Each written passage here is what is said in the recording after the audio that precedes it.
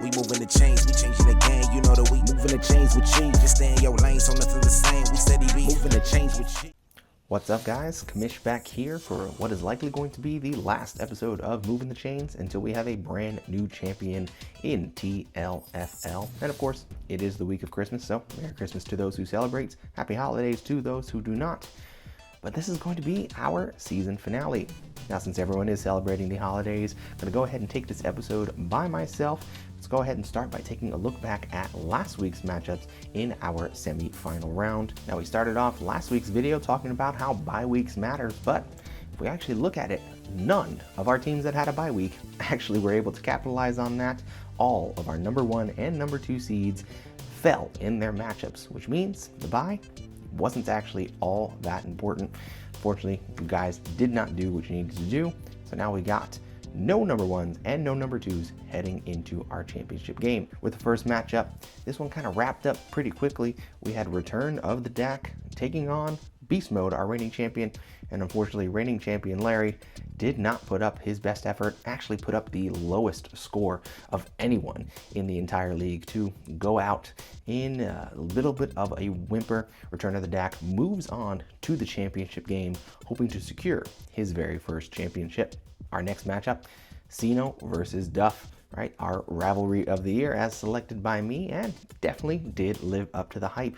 These two teams actually put up the top and second highest scores on the week, but the person that came on top, fully automatic once again, coming out supreme, taking his team to the championship, which means this will be the first time in a long time where we'll have a brand new champion. Neither of these teams have ever been here before.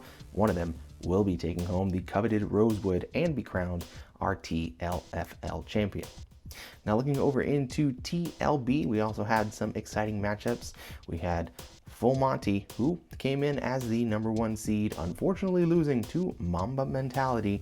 Did not do what he needed to do in order to take that regular season win and turn it into a championship win. Full Monty, a valiant effort, but unfortunately, your season ends here. And what I would consider the story of the year, we also have Miami Vice once again pulling off the upset. The Cinderella story is 1 game away from cementing itself in history.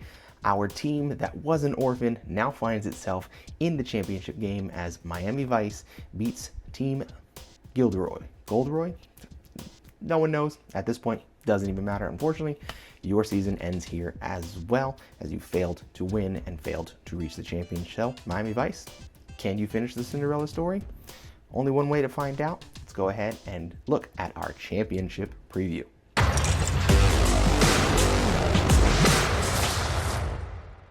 Now we'll go ahead and start with TLB. Again, that Cinderella story. Miami Vice will be taking on Mamba Mentality.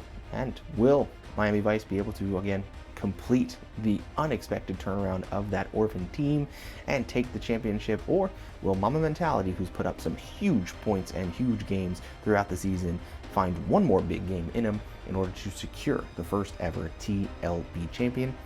Only one way to find out. One more game to play. Good luck, gentlemen. Exciting finish on the way. And more importantly, our TLFL champion, the one that matters the most, the one that is going to take home the coveted Rosewood trophy and be crowned forever as our 2025 champion. We have our number 4 seed, Return of the DAC, against number 3 seed, Fully Automatic. Again, both of these teams have never actually reached this point in history before, so both of them have a chance to secure their first championship.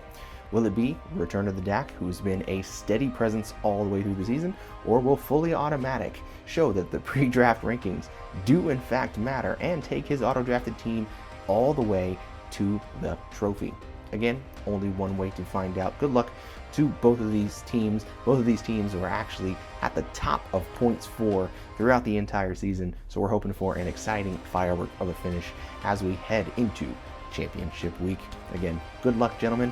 And by Monday, one of you guys will be champion. Now, normally we wouldn't talk about any other games except for the championship game, but there's another very important matchup happening this week. That, of course, is the Waffle Bowl. Now, the last place teams, as decided by our constellation ladder, we have Team of Me going against Dirty Mike and the boys. Both of them have lost their last 2 matchups in this losers bracket.